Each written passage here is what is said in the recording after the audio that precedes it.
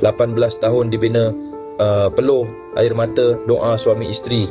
Beberapa bulan je terpaksa dilepaskan. Hampa tengok ni, video ni buat orang diam lama. Seorang isteri terpaksa lepaskan stesen minyak yang dibina bersama arwah suaminya dengan hati yang masih berharap.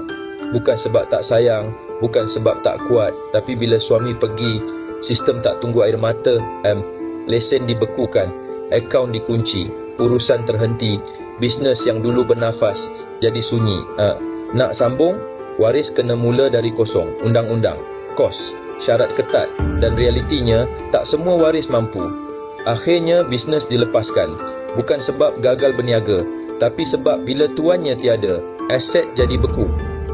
Bisnes ni bukan sekadar harta, dia rezeki anak-anak, tempat bergantung seorang isteri, dan harapan sebuah keluarga. Saya Ejen Husni dan saya seru sahabat saya semua datang support stesen minyak akak ni di Shell Jalan Kebun Sultan, Kota Baru, Kelantan. Kita bantu akak ni dan bantu 5 orang anak yatim beliau.